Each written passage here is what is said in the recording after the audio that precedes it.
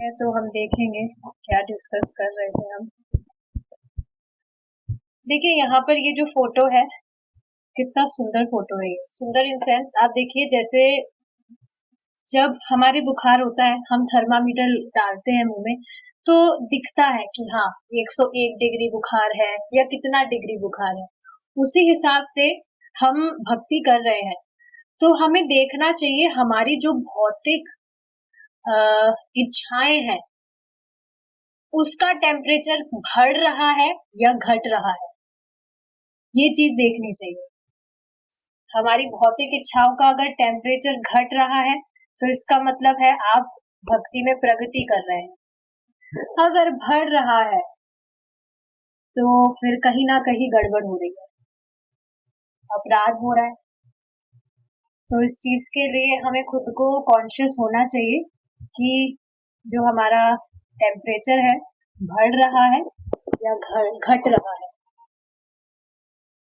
ठीक है, इसके अलावा हमने और क्या डिस्कशन किया था, देखते हैं एक बार।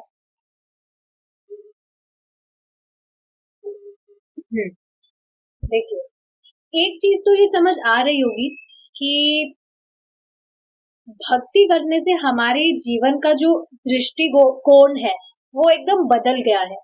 बिल्कुल अब ऐसा नहीं है कि हम ऐसा जीवन जिए, मतलब कहते हैं ना लॉस्ट इन डार्कनेस, बिल्कुल अंधकार, पता नहीं है क्या कर रहे हैं क्या नहीं कर रहे हैं। वो बात तो नहीं रही अब, जब से भक्ति करने लगे पता लग गया है, एक क्लियर विजन हो गया है। एमलेस लाइफ नहीं जी रहे अब हम कि कुछ एम नहीं है, बस कर रहे हैं, सब कर रहे हैं तो करे जा रहे हैं, वो चीज अब नहीं है। तो ये समझना चाहिए, दृष्टिकोण ही चेंज हो जाता है पूरा। इसके अलावा हमने डिस्कस किया था कि एक जो ब्राह्मण है वो कौन होता है, जाति से कोई ब्राह्मण नहीं होता है। और एक और इंटरेस्टिंग चीज पता है क्या है कि एक जो ब्राह्मण है, भक्त ब्राह्मण है, ऑफ कोर्स उसके अंदर जो भी गुण है ब्राह्मण वाले, तो जो एक ब्राह्मण है वो जगत में रहकर भी इस जगत में नहीं रहता है। इसका मतलब क्या है, जगत में वो रह रहा है लेकिन फिर भी इस जगत वाले कार्य नहीं करता वो। तो जगत में रहता हुआ भी वो इससे अलग होता है। कौन? एक ब्राह्मण, एक भक्त जो भक्ति कर रहा है। तो कितनी अमेजिंग चीज है। एक चीज बहुत मतलब रिफ्लेक्ट कर रही थी मैं कि किसी भी साधक को अगर ये विश्वास हो जाए, श्रद्धा हो जाए उस भगवान के नाम पे, तो कुछ भी हो जाए भक्ति को ही वो प्राथमिकता देगा। और आप खुद सोचिए, जब किसी को वास्तव में श्रद्धा हो जाएगी तो वो किसी और को क्यों नहीं बताएगा इसके बारे में, सबको बताना चाहेगा वो। क्यों? क्योंकि देख पाएगा कि सामने वाला व्यक्ति तो फंसा है बेचारा, उसको पता ही नहीं है कर क्या रहा है। तो जिस किसी को भी श्रद्धा हो गई एक बार, अटूट श्रद्धा, वो क्यों नहीं बताएगा। एक माता जी है, मतलब चैंटिंग वो करती है, कुछ शास्त्र वगैरह अभी नहीं सुन रही है। मजा मैंने पहले भी बताई थी इस चीज के बारे में आप सबको, मजाक मजाक में उन्होंने मेरे साथ चैंटिंग करना स्टार्ट किया था। कुछ एम नहीं था कि हाँ चैंटिंग करनी या नहीं करनी, मैं करती थी इसलिए मेरे साथ करती थी, मेरा साथ देने के लिए। पर धीरे धीरे उन्होंने देखा उनके जीवन में परिवर्तन आ रहे हैं, भौतिक इच्छाएं उनकी पूरी हो रही थी, ये दिख रहा था उन्हें कि हाँ मैं जो भी मेरे मन में इच्छा आ रही है वो पूरी हो रही है मेरी। और अभी भी थोड़े दिन पहले मेरी उनसे बात हुई थी, वो कह रही थी कि मेरे बच्चे का एडमिशन नहीं हो रहा था तो मैं पूरी रात है ना माला कर रही थी ताकि मेरे बच्चे का एडमिशन हो जाए। मतलब ठीक है, इससे समझ क्या आ रहा है कि उनको पूरा विश्वास है कि जैसे भौतिक इच्छाएं पूरी हो रही है लेकिन मैं चैंटिंग कर रही हूँ इस वजह से ये हो रही है। तो होपफुली वो शास्त्र भी अब सुनने लगेगी जब थोड़े दिन में, तो उन्हें पता लगने लगेगा कि जिन चीजों के लिए वो प्रयास कर रही थी वो तो कुछ भी नहीं है। तो यही चीज है। और हाँ एक और चीज क्या है, उनको दिख रहा है वो चैंटिंग कर रही है, चेंजेस आ रहे हैं तो सबको बताती भी रहती है वो कि आप भी चैंटिंग किया करो, चाहे से 10 मिनट ही करो। सबको बता रही है, क्यों? क्योंकि उनको खुद को विश्वास है कि चैंटिंग करने से ही मेरी लाइफ में अच्छी चीजें हो रही है। तो यही चीज है, एक साधक को अगर विश्वास हो जाए भगवान के नाम पर, तो क्यों वो नहीं बताएगा। तो ये चीज है, समझनी चाहिए। ठीक है, उसके बाद में हमने चर्चा की थी शून्य पर। अच्छा, इसको भी अब मैं एक एग्जांपल से आपको समझाना चाहूंगी। शून्य का मतलब होता है कुछ नहीं, और हमने ये चीज देखी थी कि ये जो शून्य चीज है तनिक भी आकर्षक नहीं है, आकर्षित नहीं करती है किसी को भी। देखिए, अब इसको एक एग्जांपल से समझेंगे। आप सोचिए, आप एक कमरे में बैठे हैं, वो पूरा कमरा सफेद रंग का है, कमरा भी सफेद रंग का है, और पूरा जो जो भी वस्तु रखी है आपके कमरे में वो भी सफेद रंग की है। आपका कपड़ा भी पूरा सफेद रंग का है, जो भी आपने पहना हुआ है सब कुछ सफेद रंग का है, खाना भी आप जो खा रहे हैं वो भी सफेद रंग का है। तो क्या वो बिल्कुल भी आपको आकर्षक लगेगा? आकर्षक लगेगा वो? अट्रैक्टिव लगेगा? सब कुछ सफेद सफेद सफेद, कुछ भी। आप देखिए ना, हमारा जो रूम है उसमें भी काफी सारी चीजें हैं, कलरफुल है, तब हमें अच्छा लगता है कि हाँ। लेकिन अब पूरा ही सब एक ही रंग का हो, सफेद रंग तो मैंने एग्जांपल दिया है, कुछ भी सिर्फ एक ही रंग की चीज हो, कुछ और डिफरेंट ना हो, कुछ वेराइटी ना हो, तो क्या वो बिल्कुल भी अट्रैक्टिव लगेगा? तो शून्य का मतलब ही क्या है कि कुछ नहीं।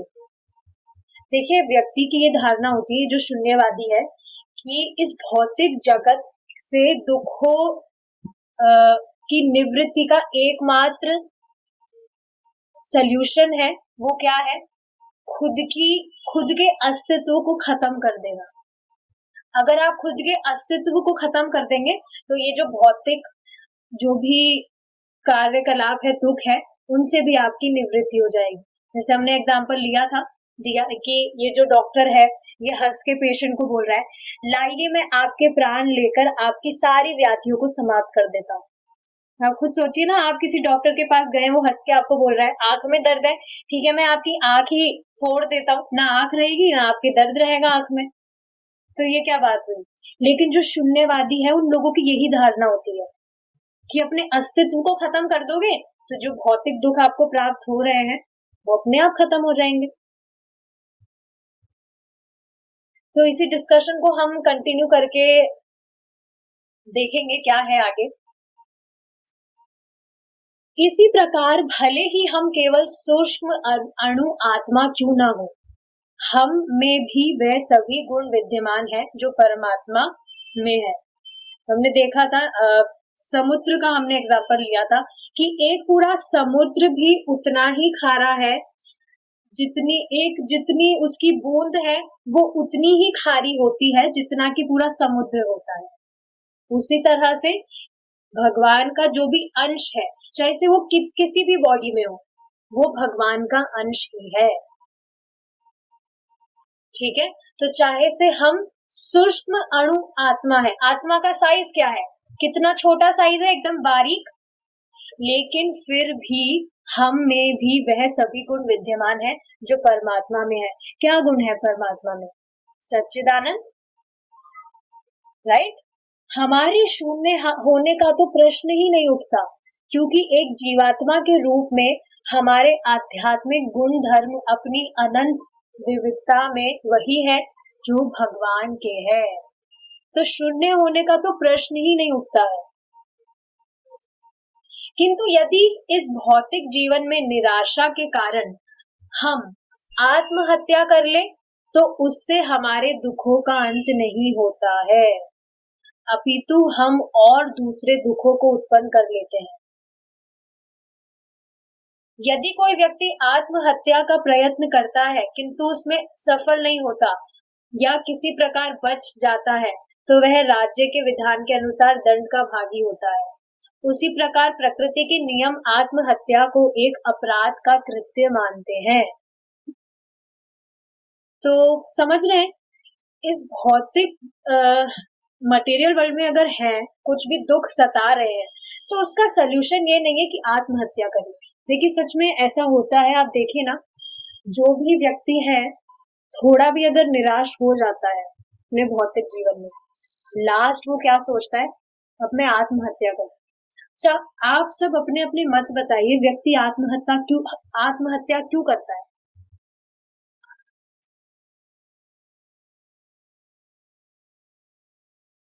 हम्म, क्यों करता है वो आत्महत्या? ज्यादातर तो माता जी इसकी भौतिक इच्छा ही पूरी नहीं होती इसलिए हम्म, करता है। ठीक है, ये एक कारण माना जा सकता है। और कोई बताना चाहेंगे? रत्ना भूषिता माता जी, आप क्यों मौनी बने हैं, बताइए, क्यों करना चाहेगा आत्महत्या वो? टॉलरेंस नहीं, थोड़ा भी नहीं करना चाहते हैं। क्या नहीं करना चाहते? कोई चीज मतलब बर्दाश्त नहीं करना, आजकल बर्दाश्त नहीं होता है कोई चीज। ऐसा बर्दाश्त नहीं होता है, ठीक है, ये भी एक कारण मान सकते हैं, बर्दाश्त नहीं हो रहा है उनसे तो कर लिया। साक्षी माता जी, आप बताइए, क्यों करना चाहेगा कोई आत्महत्या? हरे कृष्ण माता जी। अरे जब इंसान बहुत परेशान हो जाता है समाज से, घर वालों से, खुद से, जब उसकी इच्छाएं नहीं पूरी होती। ठीक है, सब कह रहे हैं इच्छाएं पूरी नहीं हो रही है तो आत्महत्या कर लेता है व्यक्ति। देखिए ठीक है, ये कुछ रीजंस माने जा सकते हैं, लेकिन एक कारण क्या है जिसकी वजह से वह आत्महत्या कर लेता है? क्योंकि अब वो सोचता है दूसरा कोई ऑप्शन उसके पास बचा नहीं है, कुछ भी अब वो कर नहीं सकता है तो आत्महत्या कर ली। लेकिन देखिए, आत्महत्या करना सच में कोई समाधान तो नहीं है। क्या चीज यहाँ कही जा रही है, अगर गलती से उसने आत्महत्या करने का प्रयास भी किया, बच गया वो, तो फिर राज्य के द्वारा उसे दंड दिया जाता है कि क्योंकि आत्महत्या भी देखा जाए तो एक तरह का अपराध है कि तुम खुद की हत्या कर रहे हो, तो फिर उसको दंड दिया जाता है। और अगर टाइम से पहले ही उसने खुद की हत्या कर ली, टाइम आया नहीं उसके मरने का और पहले उसने आत्महत्या कर ली, तो वो भूत पिशाच कुछ बन के इधर उधर घूमता रहता है। तो आत्महत्या करना कोई समाधान बिल्कुल भी नहीं है। हमारे इस भौतिक जीवन का अंत केवल एक अनंत सच्चे आनंदमय जीवन को प्राप्त करने के उपरांत ही हो सकता है। देखिए, व्यक्ति को सच में पता नहीं है कि उसे करना क्या है, तभी तो आत्महत्या करता है। अब आप खुद सोचिए, क्या कोई भक्त जिसे भक्ति मिल गई है, वो कभी ये दिमाग में सोच भी सकता है मेरे को आत्महत्या करनी है? वो ये भी नहीं सोचेगा कि मैं जल्दी से गोलोक चले जाऊं इसलिए मैं आत्महत्या कर लेता हूँ। ऐसे भी नहीं सोचेगा वो कि हाँ, माला तो कर ली, प्रसाद तो खा लिया, अब जल्दी से आत्महत्या कर लेता हूँ ताकि गोलोक पहुंच जाऊंगा जल्दी से भगवान के। ऐसा भी नहीं होता है। तो सोच रहे हैं कितना ज्यादा इम्पोर्टेंट है किसी भी व्यक्ति को कृष्ण भावना अमृत के बारे में पता होना। पता नहीं है तो वो अंधकार में ही जी रहा है। और आप देखिए ना, नश्वर पदार्थ जो है कुछ समय के लिए है, उनकी वजह से परेशान होकर सुसाइड करने चल रहा है,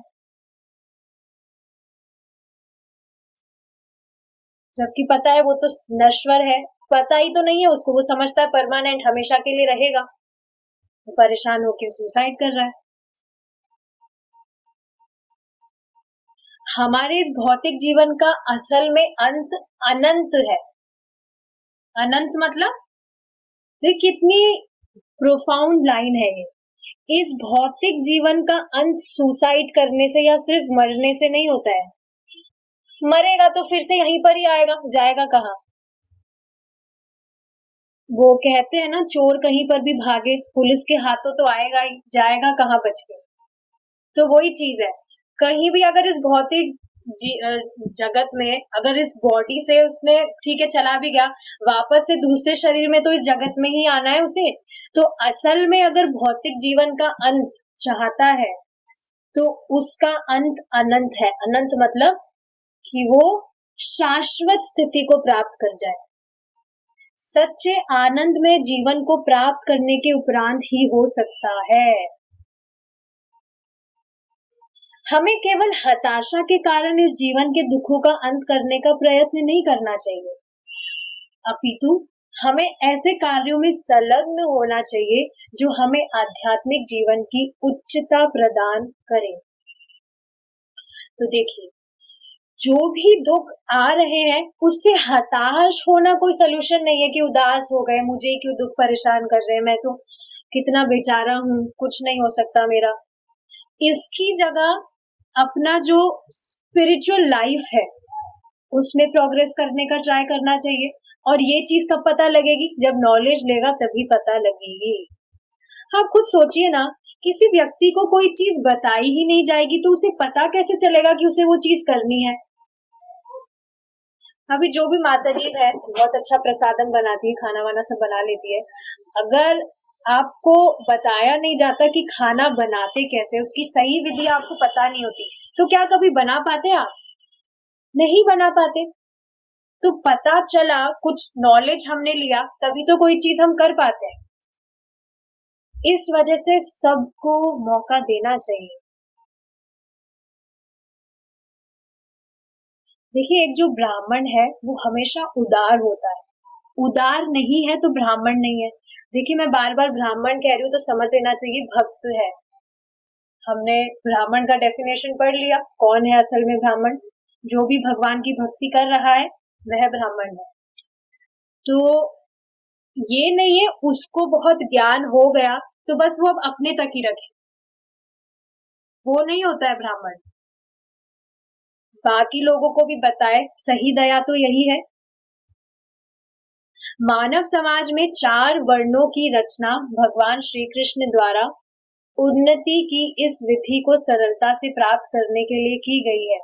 अच्छा, वो 4 वर्ण कौन से हैं? मुझे याद नहीं आ रहे, कौन बताएगा मुझे?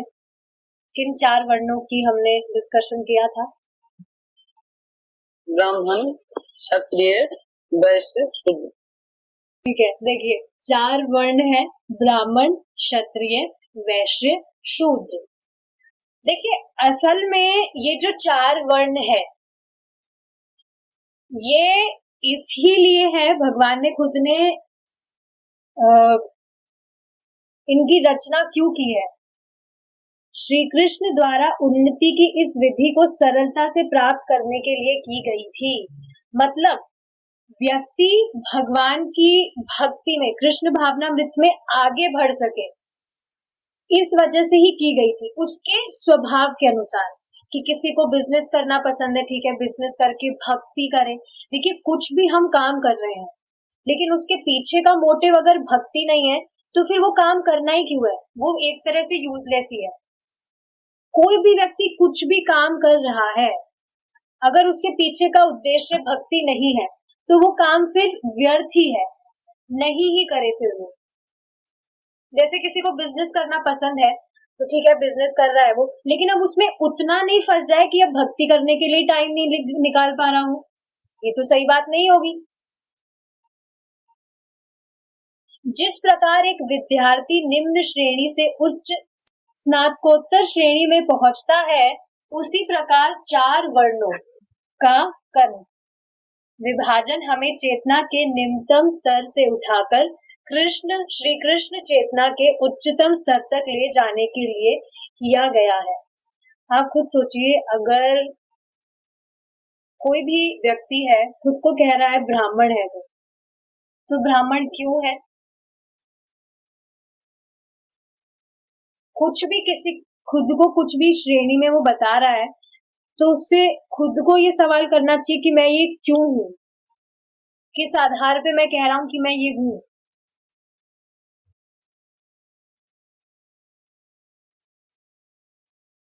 अच्छा, एक और चीज क्या है कि जैसे कोई भी व्यक्ति है, कुछ भी काम कर रहा है, कुछ गड़बड़ काम कर रहा है, तो फिर उसकी चेतना क्या होगी? उतनी ही फिर नीचे गिरेगी, ऊपर तो उठेगी नहीं। अगर कुछ गलत काम कर रहा है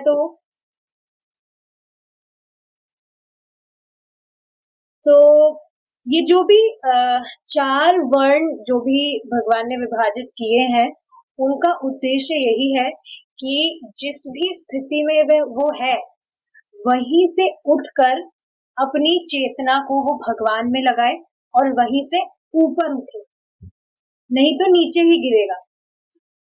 देखिए, हम जैसे भी काम करते हैं, चाहे से वो अच्छे हो या बुरे हो, उसी में हम परफेक्ट होते चले जाते हैं।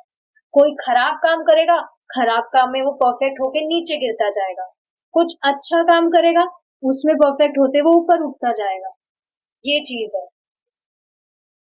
तो समझना चाहिए, जो भी हम करते हैं, हर दिन हम भक्ति कर रहे हैं, तो हम भक्ति में ही प्रगति करके ऊपर उठे जा रहे हैं। ठीक है। तो देखिए, वर्णाश्रम के जो भी वर्ण है, उनका उद्देश्य ही क्या है कि अपनी स्थिति से ऊपर उठे, नहीं तो वो एक खोखला मात्र रह जाता है। ठीक है। उनसे पूछिए तुम क्षत्रिय या ब्राह्मण क्यों हो, आदि क्यों हो, तो फिर कुछ आंसर ही नहीं होगा उसके बाद क्यों है हम। तो सिर्फ ये खोखलापंती रह जाती है, पता नहीं है, बस है हमको पता नहीं है क्यों है।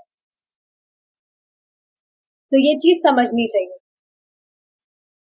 देखिए, मानव होने के बाद भी अगर वो मानव वाली चीजें नहीं कर रहा है, तो उसकी चेतना में क्या फर्क आएगा।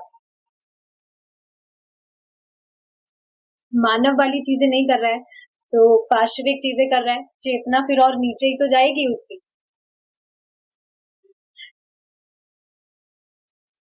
देखिए आगे क्या कहा जा रहा है। मानव शरीर में सबसे महत्वपूर्ण अंग सिर है। सिर, भुजाएं, उदर और पैर है। उदर समझ रहे, कमर। यद्यपि सिर सबसे महत्वपूर्ण अंग समझा जाता है, तथापि पैरों या किसी अन्य अंग की उपेक्षा का प्रश्न नहीं उठता। इसी प्रकार मानव समाज के वर्ग विभाजन में कोई एक वर्ग दूसरे वर्गों की उपेक्षा करके महत्वपूर्ण नहीं माना जाता। इन वर्गों में ब्राह्मणों का बुद्धिजीवी वर्ग, शिक्षक वर्ग माना जाता है। क्षत्रिय लोग शासक और सैनिक वर्ग है। तो देखिए यहाँ पर जो भी वर्ग है, वर्ण है, उनको बताया जा रहा है। जो ब्राह्मणों का वर्ग है उनको शिक्षक वर्ग माना जाता है, जो दूसरों को शिक्षा देते हैं। कौन सी शिक्षा? स्कूल कॉलेज की शिक्षा की बात नहीं हो रही है, आध्यात्मिक शिक्षा। कैसे हम अपना संबंध भगवान से जोड़ा जा सकता है, कैसे इस भौतिक जगत से मुक्त हुआ जा सकता है। देखिए, इस्कॉन में ही काफी सारे जो प्रचारक हैं वो ऐसे हैं जो इनडायरेक्टली लोगों से भक्ति करा लेते हैं। उनको पता नहीं होता वो भक्ति कर रहे हैं, फिर भी इनडायरेक्टली उनसे भक्ति करा लेते हैं, और भक्ति करते करते अपने आप ही फिर वो उसमें डीप चले जाते हैं। तो प्रीचिंग के भी काफी सारे तरीके होते हैं। आप शुरू में ही किसी को अगर फिलॉसफी समझाने बैठेंगे तो हो सकता है वो स्वीकार करे या ना करे। तो व्यक्ति की चेतना के हिसाब से प्रीचिंग करना चाहिए कि वो कितना स्वीकार करने के लिए कैपेबल है, उसके हिसाब से सामने वाले को प्रीचिंग करना चाहिए। ठीक है। तो ये चीज है। आगे देखेंगे। क्षत्रिय लोग शासक और सैनिक वर्ग है। तो ये तो मैंने आपको हमेशा बताया है। ये जो क्षत्रिय होते हैं, जो मिलिट्री मैन वगैरह है, वो उस कैटेगरी में आते हैं।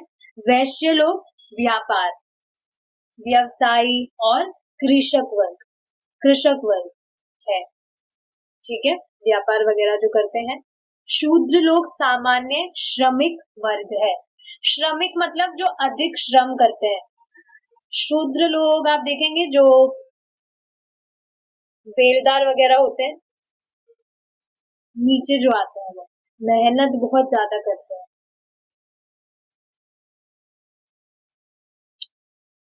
ठीक है, देखिए यहाँ पर फोटो भी है। ब्राह्मण जो है वो शिक्षा देगा, क्षत्रिय जो है वो युद्ध करेगा, वैश्य जो है वो व्यापार करेगा और जो शूद्र जो है वो ऐसे मेहनत करेगा। तो ये 4 वर्ण्स है, द 4 वर्णास। ठीक है, प्रत्येक सुव्यवस्थित समाज में इन सभी वर्गों की आवश्यकता होती है। यदि वह कृष्ण भावनामृत की प्रगति में परस्पर सहयोग करते हैं तो उनमें संघर्ष होता ही नहीं है। देखिए, एक बात समझ लीजिए आप, कोई भी व्यक्ति कुछ भी काम कर रहा है, कोई भी अगर कैसी भी बात कर लीजिए आप, जैसे किसी रिलेशनशिप की बात कर लीजिए या किसी भी तरह से कोई भी व्यक्ति किसी भी वर्ण में है, किसी आश्रम में है, अगर भगवान केंद्र में नहीं है, ठीक है, भगवान की भी अगर बात हम साइड में रखें, अगर जो भी केंद्र है, जो भी गोल है, सिमिलर एक नहीं होता है तो फिर विवाद का कारण ही बनता है। उच्चतर जो गोल है वो क्या है? उच्चतर लक्ष्य, हायर जो गोल है वो क्या है? भगवान की भक्ति। तो अगर वो केंद्र में नहीं है और इंद्रिय तृप्ति केंद्र में है तो फिर वो द्वेष का कारण बनेगी ही। और आप देखेंगे जिस भी रिलेशनशिप में इंद्रिय तृप्ति बीच में है वो लंबे समय तक टिक ही नहीं सकते। प्रैक्टिकल चीज है। वर्तमान सामाजिक स्थिति में भी हम देखते हैं कि हम इन्हीं 4 वर्गों में रह रहे हैं, किंतु हम में सहयोग नहीं है, हर कोई असंतुष्ट है। असंतुष्ट क्यों है वो? क्योंकि जो करना चाहिए करने वाली चीज वो नहीं कर रहा है, तो स्वाभाविक है फिर असंतुष्ट रहेगा ही। आजकल पूंजीपति वर्ग और मजदूर वर्ग में बड़ा भारी संघर्ष है, क्योंकि उनमें कोई सहयोग नहीं है, केवल संघर्ष है। तो देखिए यहाँ पर ये एग्जाम्पल दिया जा रहा है। आप सोचिए, एक जो पूंजीपति वर्ग है, मतलब जिसके पास में बहुत ज्यादा धन आदि है, उसके पास में धन आदि ज्यादा कैसे हुआ? एग्जाम्पल से आप समझिए कि कहीं पर भी व्यक्ति जॉब करता है तो उसका जो बॉस है वो उससे कराता 10 लाख रुपए का काम है पर उसे सैलरी 10,000 रुपए देता है। ये तो प्रत्यक्ष है। काम बहुत ज्यादा कराते हैं लेकिन सैलरी बहुत कम मिलती है। तो ज्यादा उसके पास, वो खुद के पास इकट्ठा करेगा लेकिन बाद में वो भी संघर्ष का कारण ही बनता है। संघर्ष करेगा वो।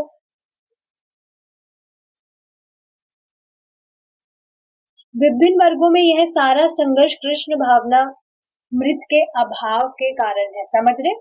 कृष्ण केंद्र में नहीं है, इस वजह से संघर्ष बढ़ता है। कृष्ण भावनामृत के अभाव के कारण संघर्ष बढ़ता है।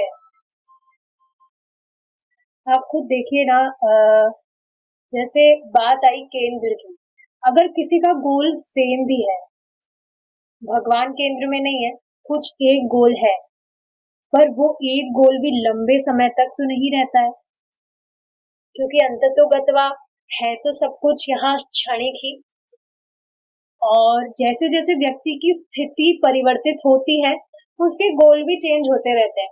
आप खुद देखिए, जो बच्चा है थोड़ा समझदार होता है, बचपन में सोचता है मैं बड़ा होके ये बनूंगा, फिर थोड़ा समझदार होता है तो फिर उसकी प्लानिंग कुछ चेंज हो जाती है कि नहीं, मुझे तो ये बनना चाहिए। फिर आगे थोड़ा और जाता है, फिर से चेंजेस आते हैं, नहीं मुझे तो ये बनना चाहिए। तो परिवर्तन तो हर वक्त आते ही रहते हैं। तो समझना चाहिए जो हाईएस्ट गोल है वो सिर्फ कृष्ण भावनामृत ही है।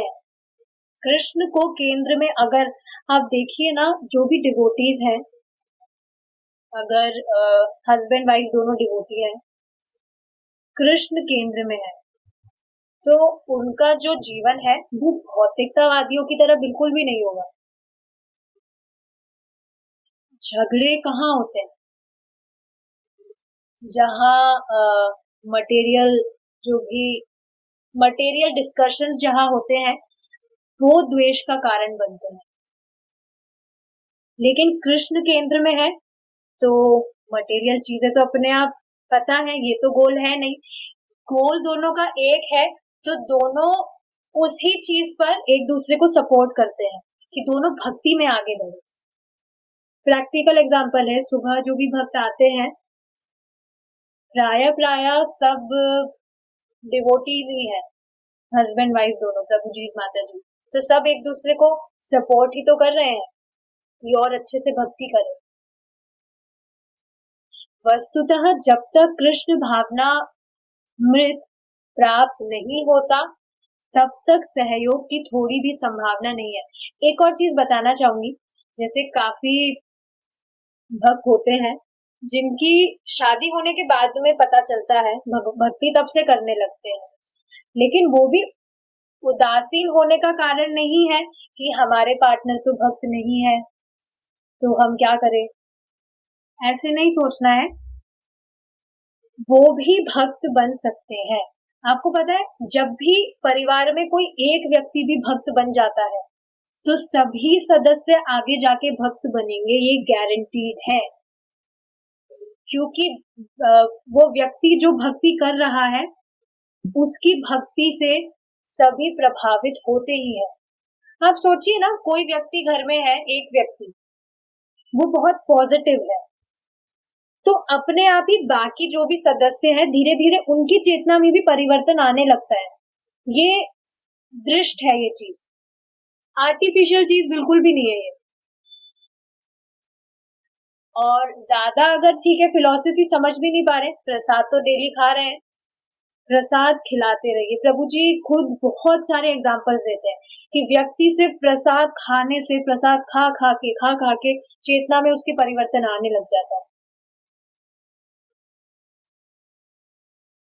देखिए, जो प्रेम है उसमें वो शक्ति है कि आप अपनी बात कैसे भी कन्विंस करा सकते हैं प्रेम से। द्वेष से कभी वो चीज पॉसिबल नहीं होती है। तो प्रेम से धीरे धीरे आप जो भी अपने घर वाले हैं उनको प्रेम दे रहे हैं, आगे जाके वो क्यों नहीं एक्सेप्ट करेंगे। शुरू में होता है, कंट्रोवर्सीज आती है, बट आगे जाके सब ठीक होने लगता है। मानव समाज के समस्त अंगों में तालमेल के लिए कृष्ण भावनामृत नितांत अनिवार्य है। हम चाहे किसी भी वर्ग के क्यों ना हो, यदि हम कृष्ण भावनामृत से युक्त होकर सहयोग करें तो विश्व में शांति स्थापित हो जाएगी। तो देखिए, भक्ति किसी आश्रम के लिए लिमिटेड बिल्कुल भी नहीं है, या किसी भी वर्ग के लिए लिमिटेड नहीं है। समझ रहे हैं आप? हमने क्या डिस्कस किया था कल कि जन्म से ही हर व्यक्ति तो शूद्र ही होता है। हर कोई तो महाभागवत नहीं है, शुरू से ही हरे कृष्णा तो नहीं करने लगा था हर कोई, राइट? शुरू से तो कोई भक्ति नहीं करने लगा था, तो शुरू से जन्म से ही व्यक्ति शूद्र ही है। धीरे धीरे जैसे जैसे भक्ति करता है ब्राह्मण बन जाता है।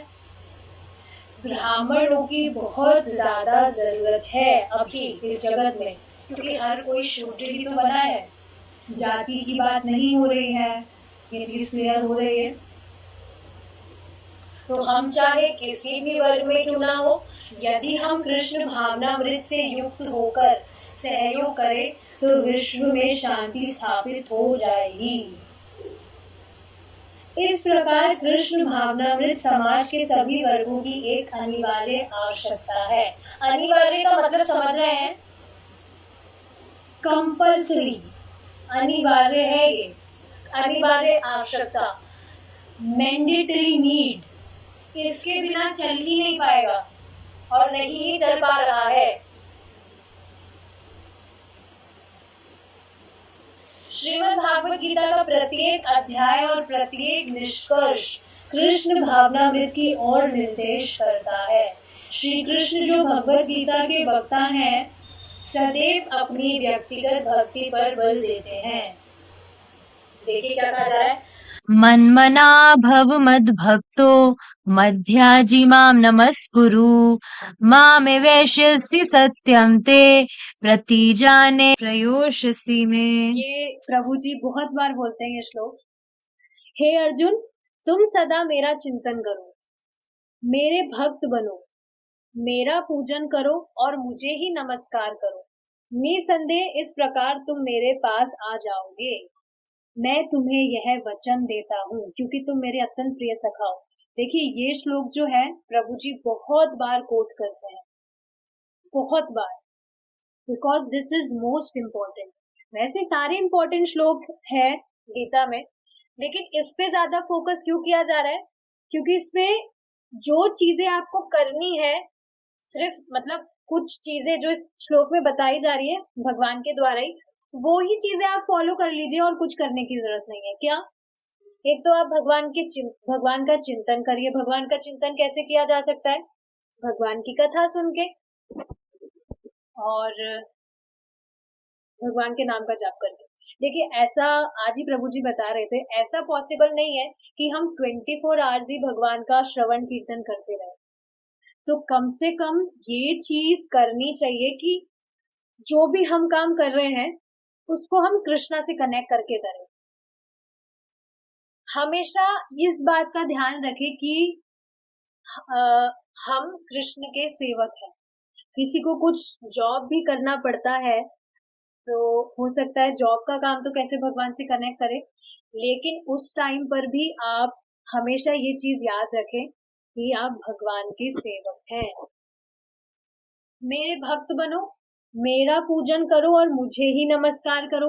मुझे ही नमस्कार करो मतलब कि भगवान देखिए खुद नहीं चाहते हैं कि हम भगवान के अलावा किसी और का शेल्टर लें, क्योंकि भगवान की शरण के बिना किसी और में ये सामर्थ्य बिल्कुल नहीं है कि वो आपको भगवान के पास भेज दे। मुक्ति सिर्फ भगवान ही प्रदान कर सकते हैं। तो जब आप भगवान का चिंतन करेंगे, भगवान की पूजा करेंगे, उनके नामों का जप करेंगे, उनकी कथा श्रवण करेंगे, भगवान उससे बहुत प्रसन्न होते हैं। एक बात ये भी है कि ठीक है, मुक्ति की बात तो कही जा रही है, but devotees don't chant or do not serve Krishna for the sake of getting liberation from this cycle of birth and death. ये तो भगवान के लिए चवन्नी अठन्नी की तरह है, भगवान तो इसको ऐसे ही दे देते हैं। तो इसके लिए प्रयास करने की जरूरत नहीं होती है भक्तों को कुछ भी। We are serving Krishna to get his love, which is extremely rare. आप देखेंगे कोई भी व्यक्ति जो है आध्यात्मिकवादी जो होगा या सेल्फ रियलाइजेशन के लिए जो कुछ कर रहा है, उससे अगर पूछा जाए कि मनुष्य जीवन का लक्ष्य क्या है, तो वह आपको कहता हुआ दिखेगा, मनुष्य जीवन का लक्ष्य है इस जन्म मृत्यु के चक्र से छुटकारा पाना, to get liberation from this cycle of birth and death.